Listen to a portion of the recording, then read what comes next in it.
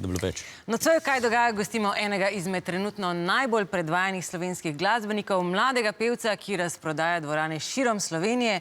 Z nami je Žan Serčič. Žan, pozdravljen, živijo. Živijo, pozdravljeni. Se mi je zataknil. Ni lahek, ki mi je primek. Žan Serčič. Letos praznuješ 15 let glasbene kariere, začel si kot najstnik na odru oddaje Slovenija ima talent, zdaj pa razprodajaš dvorane kot samostojni ustvarjalec. Si pred 15 leti mislil, da boš danes tako uspešen? Ne, iskreno sem si želel, to sem si želel, ampak nekako sem si vizualiziral, mogoče v sanjah to. Verjamem to, da dokler ne vidiš, ne vizualiziraš si, tako dolgo se ne more zgoditi in na srečo se je. Na srečo je moja publika pripomogla k temu, da lahko zdaj razprodajam kakšno izmed dvoran v Sloveniji. No, ampak pol življenja si že na glasbeni sceni. Koliko pa rabiš res časa, da razprodaš na veliko dvorano v Sloveniji? Odvisno kakšno dvorano, recimo, ampak jaz sem... Dvorana Tabor Maribor. Od tega še nisem razprodal, sem jo že enkrat naredil in je bil odličen v bistvu odziv. Ampak ja, razprodali smo recimo Cankarjev dom, zdaj Galusovo dvorano, kar je meni zelo v ponos in v bistvu se mi kar malo zatresejo hlače, ko pomislim, da imam Galusovo dvorano čez en mesec, ampak 4 mesece pred terminom smo razprodali Galusovo dvorano. Tako da mislim, da je to odraz 15 let delovanja. Nič ne gre čez noč. Ne zgodi se čez noč. Ne. Ta koncert v Cankarjevem domu je del te neke obeležitve 15 let delovanja. Del turneje, ne? Del turneje. Ja. Pripraviš neko koncertno turnejo. V bistvu smo letos začeli 15 let navdiha, se reče turneji, in smo že kar nekaj koncertov naredili. Kar enih par koncertov po celi Sloveniji imamo še na vidiku. Od tega je Galusova dvorana bila ena izmed te, ki smo jih napovedali, ampak zaradi tega, ker smo jo tako hitro razprodali, smo rekli z ekipo, ok, rabimo še en vrhunec turneje in to je 26. septembra v Križankah. Tam je nekako ta vrhunec turneje 15 let navdiha z godalnim kvartetom, z razširjeno zasedbo, z trobento, saksofonom, z v bistvu 15-člansko zasedbo. Da le ne vdržja. Ulala. Vse so Križanke pokrite. Ti se pokrit. Tu če je drž, ne skrbeti. Si pa zelo zaželjen tudi kot producent.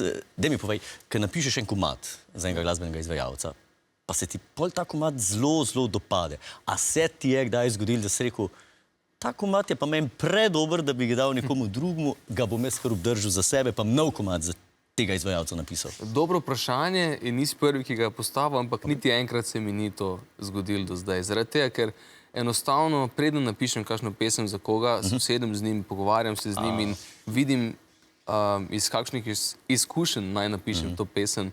In potem ta pesem nekako ni več čist moja, ampak je tako najina. In enostavno ta pesem dobi eno drugo življenje, ko jo zapoje ta izvajalec. Ko si pisal Belo lilijo, si vedel, da bo taka uspešnica? To nikoli ne veš. To nikoli ne veš?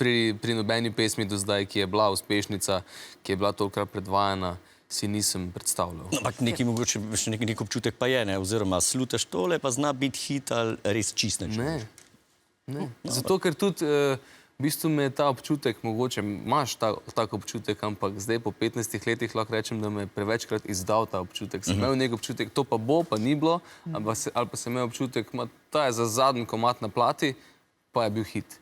Tako da ne veš in v bistvu je vedno največje merilo publika. Publika in to, da si zmenjen na radijih, da te vrtijo vse ne.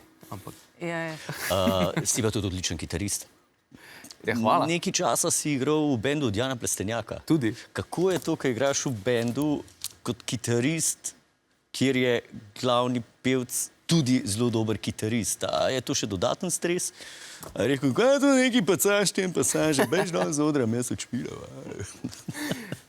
V bistvu, ja, seveda sem gledal to iz nekega respekta do Jana kot odličnega kitarista. In sem se samo z mojim pristopom probal nekako umestiti v ta band, ki je bil že takrat docela nekako nastavljen. In nekako nisem imel nobene takšne izkušnje z Janom. Tako da smo se dobro ujeli. Prijazen človek, prijazen kitarist. Prebrala sem nekje, da tudi redno meditiraš. Meditacija, kaj ti predstavlja meditacija? Da se skoncentriraš, da uravnavaš stres, da vizualiziraš en dober nov komad? vse od tega, ampak mogoče najbolj pot k sebi, jaz rečem, da je meditacija. Zato, ker kot artist, kot mogoče glasbenik sem na toliko koncih, ukvarjam se s toliko stvarmi, ali je to z ugotavljanjem novih pesmi, ali je to z vajami z bendom, ali z nastopi. In nekako to poglabljanje vase mi je dalo večkrat kakšen dober navdih za pesem. No. Tako da Pomaga. Ne? pomaga. Da pa lahko pričakujemo nov album. Konc leta. Res? Konc leta, ja. Je že na vidiku. Je. Mislim, jaz imam že album, sem že lani imel napisan, ampak tako ponavadi potem v studiu, ker se poznam, ko rajš rečem konc tega leta. Si vzameš čas. No, začel si v bendu, zdaj si solo, pogrešaš kaj skupino?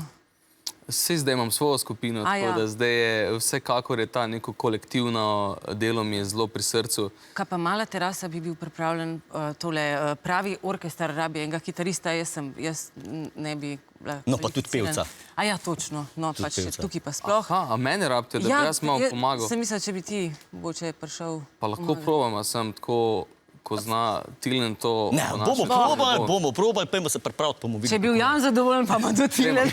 Žan, najlepša hvala za obisk v studiu, še veliko ustvarjalne energije, še veliko hitov. Hvala lepa obema.